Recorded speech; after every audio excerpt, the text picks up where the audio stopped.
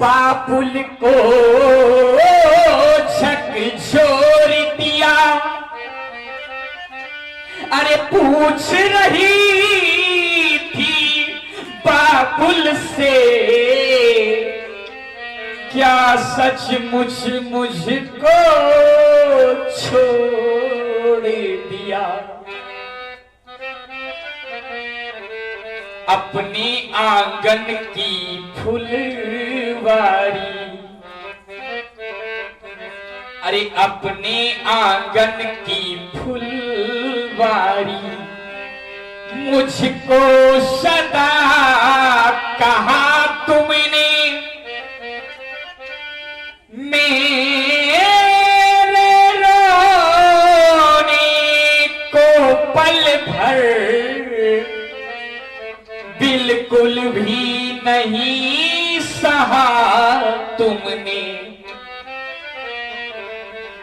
क्या इस आंगन के कोने में,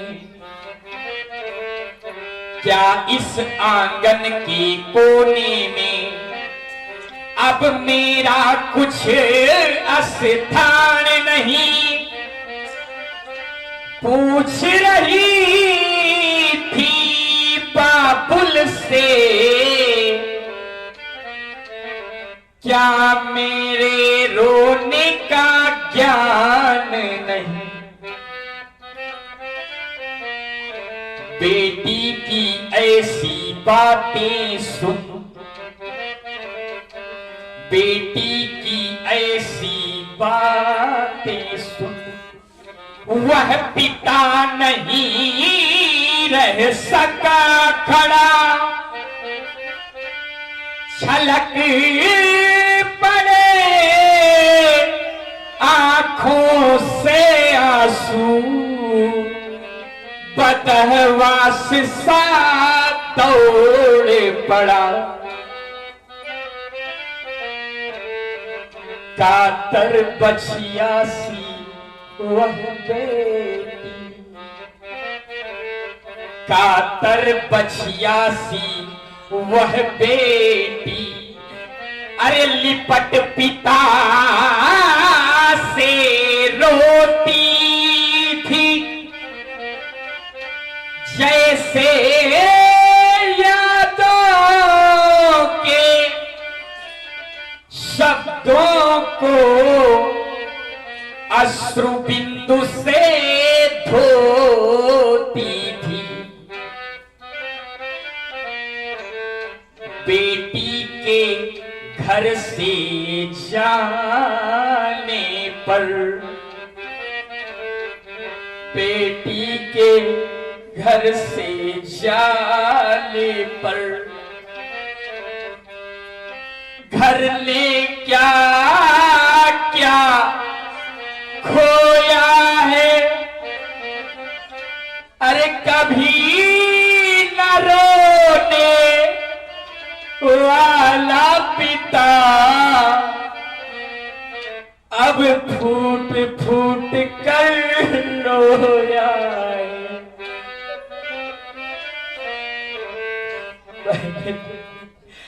जब मैंने देखा तो मैं विचार करने लगा कि एक दिन मैं भी अपनी जानकी को इसी तरह विदा करूंगा,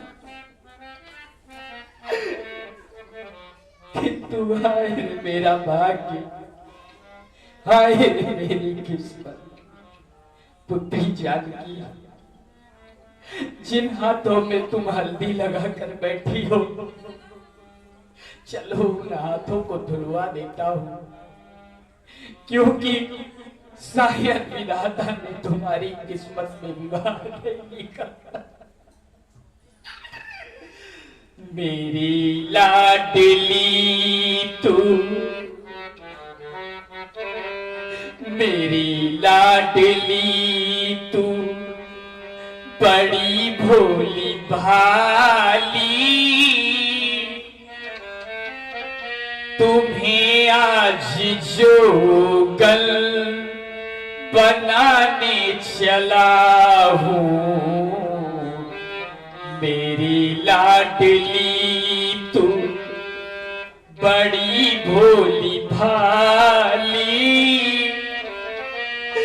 तुम्हें आज जोगल बनाने चला हूँ जिल, हाथों में हल्दी लगनी थी इस दिन, वही आज हल्दी धुलाने चला हूँ मेरी लाडली तू। हो इसने नहीं दोष कुछ भी, जरा भी तुम्हारा मेरे भाग्य का है यह खेल सारा, जिन हाथों में मेहंदी, जिन हाथों में मेहंदी लगनी थी इस दिन, वही आज मेहंदी धुलाने चला हूँ मेरी लाडली तू। अरे द्वार पालो, अरे द्वार पालो, मैं तुमसे भी कह रहा हूं, अरे द्वार पालो, अरे अरे द्वार पालो, न पालो से कहे दो, हुआ बंद सीता स्वयंवर बता दो, बुझा दो ये फानुस, सबको बुझा दो, बुझा दो ये फानुस, नहीं कुछ भी भाता, बुझा दो ये फानुस, नहीं कुछ भी भाता, अंधेरा गले से लगाने चला हूँ मेरी लाडली तू। हुई न मेरे प्रण की मूर्ति, हुई न मेरे प्रण की पूर्ति, और न रह गई वीरों में स्फूर्ति, उजड़ता ज्यादा मेरा भाग, अब नहीं बजेगा कोई राग, अब जाओ यहां से भाग, क्योंकि सिया स्वयंवर हो न सका, यह सभा करा दो बंद, क्योंकि बिगड़ गया मिथिलेश की रंग भवन का रंग, सीता की सखियों ले जाओ जानकी को।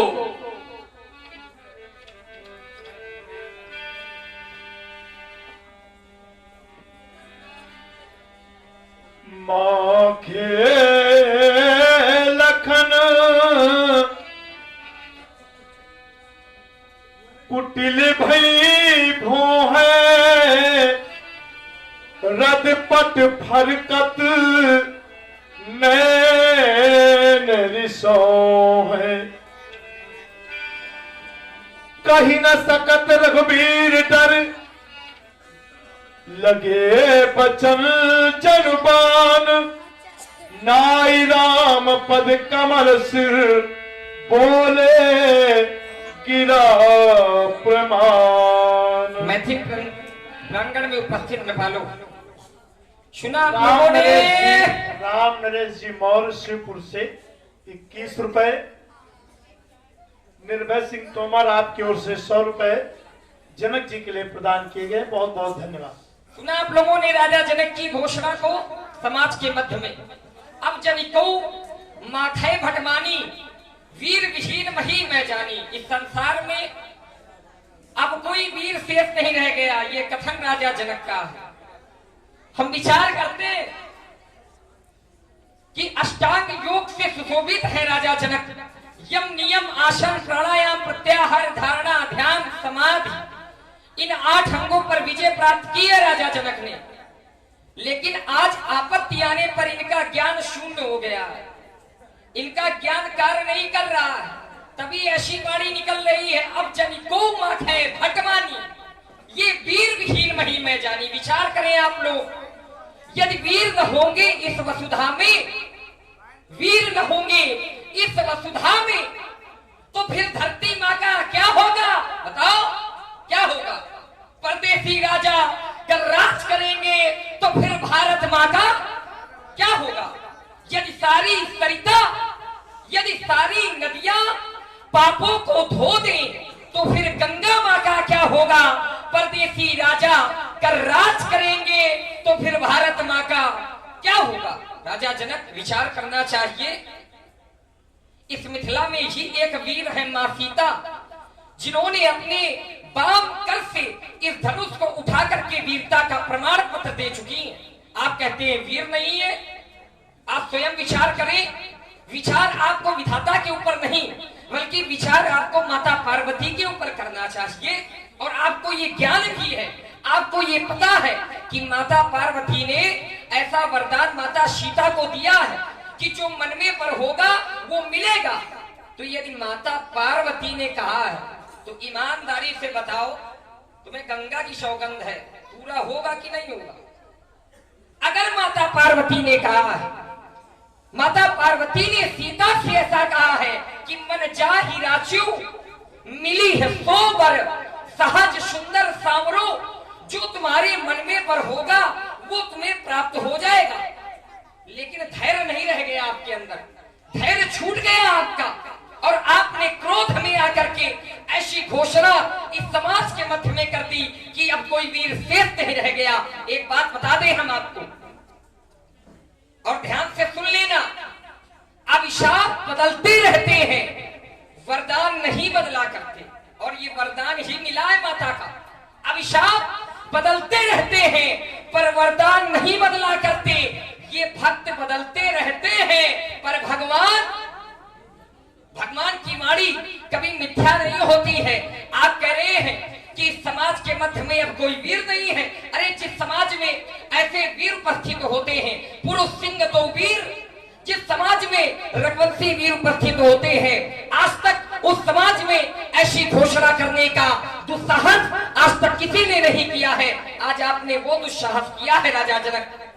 रघुवंशी माचा को भोई तेई समाज अब कहीं न कोई, ये कहीं झलक जस अंचितवानी विद्यमान रकुल मर जानी सुनो भानुकुल। पंकज भानु कहूं स्वभाव न कछु अभिमानु। मैं विचार कर रहा हूं मैं क्रोध क्या करूं। राजा जनक के ऐसे आप हैं भैया सोनू सिंह चंदेल, प्रोप्राइटर चंदेल मार्केट विजयपुर चौराहा। आपकी तरफ से श्री लखन जी के श्री चरणों में 51 पुष्प मुद्राएं भैया सोनू सिंह जी को बहुत बहुत सा धन्यवाद। मैं तो बहुत ही क्रोध करना चाहता था, लेकिन इतनी बड़ी घोषणा करके राजा जनक इतना दयालु मुख बना करके बैठा है कि अब क्रोध बाहर नहीं निकल रहा है मेरा। हे प्रभु, इस समाज के अंतर्गत ऐसी घोषणा की है जो हम वीर सहन नहीं कर सकते हैं, क्योंकि सच्चे योद्धा, सच्चे क्षत्रिय अपमान नहीं सह सकते हैं। अरे जिनके सुनने की ताकत नहीं, वो चुप कैसे रह सकते हैं? रघुवीर राम जी के होते, अरे रघुवीर राम जी के होते ये जनक ने अंचित वाणी कह डाली है, ये शब्द हृदय में चुभते हैं, ये पृथ्वी वीरों से खाली है। मेरा विचार तो ऐसा है, तौहीन न मुझे गंवारा है कृपा गुरु के चरणों की। वाह गुरुदेव, है कृपा गुरु के चरणों की, बड़ा प्रताप तुम्हारा है। अरे अभिमान छोड़कर मैं कहता, यदि आदेश आपका पाऊं मैं, ये सड़ा धनुष किस गिनती में सारा ब्रह्मांड उठाऊं मैं। काचो खट चिमटारो फोरी, ये शतो मेर मूलक चिंतोरी, तो प्रताप महिमा भगवाना। अरे को बापरो, ये पिराक पुराना तोरो छत्रक दंड चिन्ह, तो प्रताप बलनाथ जौन करो प्रपस्त पथ। पुण्य न धरो धनभाग, पुण्य न धरो धनभाग, पुण्य न धरो धनभाग।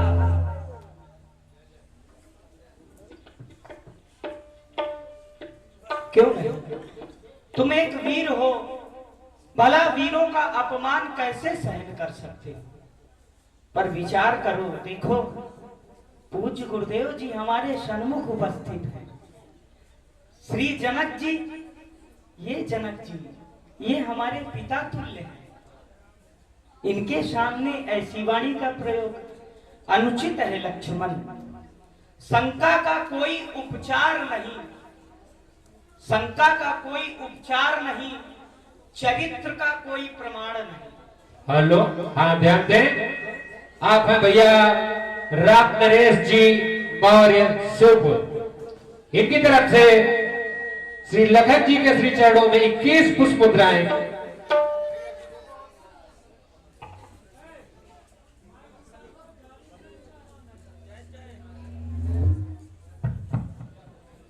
शंका का कोई उपचार नहीं, चरित्र का कोई प्रमाण नहीं, शब्द से तीखा बाण नहीं और मौन से सुलभ साधन नहीं। व्यास जी, इसलिए भैया व्यास जी, तुम्हें शांत रहना चाहिए लक्ष्मण। जहां तुम्हें कार्य धूप से लेना चाहिए वहां तुम कार्य अग्नि से ले रहे हो। धूप का प्रभाव है, धूप वस्त्र को सुखाती है, अग्नि का प्रभाव है, अग्नि वस्त्र को जलाती है। इसलिए तुम्हारा क्रोध करना उचित नहीं लक्ष्मण। मेरा आदेश है तुम्हारे लिए, तुम शांत हो जाओ, क्योंकि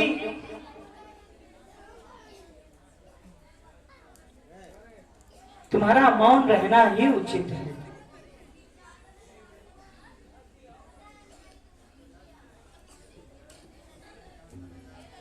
भैया लक्ष्मण, तुम्हारे द्वारा वीरता का भी प्रमाण दिया गया। अनुज निशाचर कटक संहारा, निशाचरों का बहुत बड़ा समूह था, तुमने अकेले ही उनका संहार कर दिया।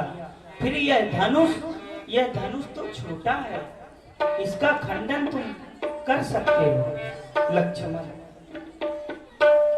शांत हो जाओ भैया,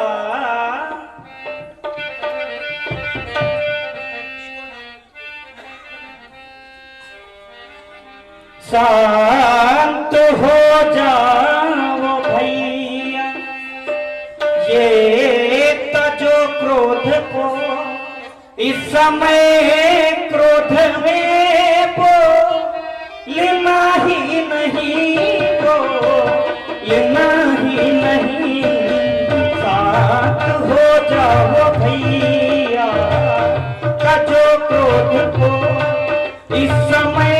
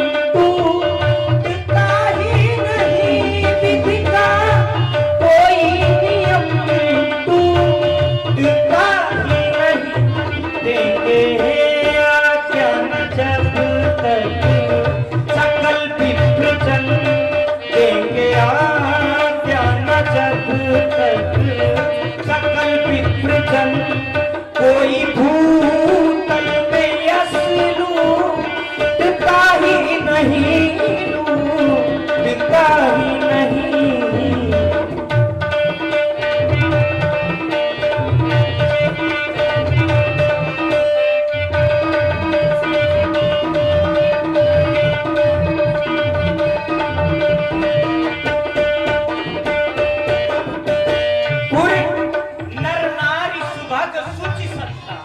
पर आज इन संतों की स्थिति देखो लक्ष्मण। मां सुने ना किसी के वचन सुने ना किसी के वचन मिथिला वासी सभी हैं दुखारी नरक मिथिला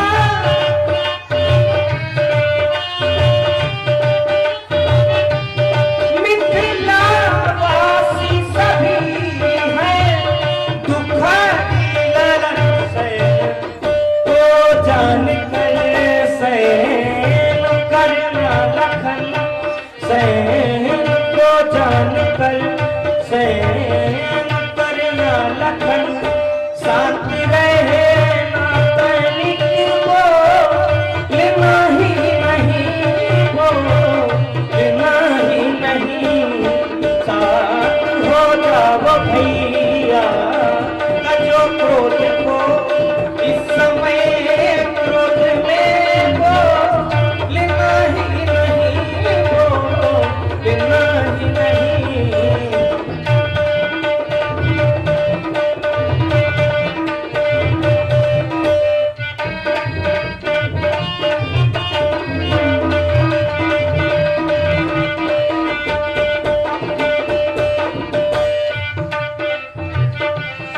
मेरे भैया भैया मेरे भैया भैया मेरे भैया भैया मेरे भैया शांत हो जाओ भैया जो क्रोध को इस समय क्रोध में वो लेना ही नहीं वो लेना ही नहीं शांत हो जाओ भैया जो क्रोध को इस समय क्रोध में वो लेना ही नहीं वो लेना ही नहीं वो लेना ही नहीं वो नहीं शांत हो जाओ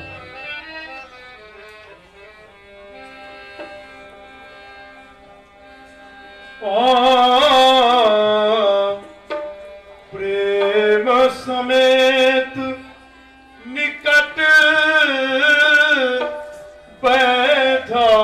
बैठारे विश्वामित्र समय शुभ जानी बोले अति हाँ स्नेह में बानी। धर्मात्मा राम, समय शुभ है। जब मैंने जाना कि अब समय शुभ है, अभी तक समय शुभ नहीं था, क्योंकि उसका कारण था कि रावण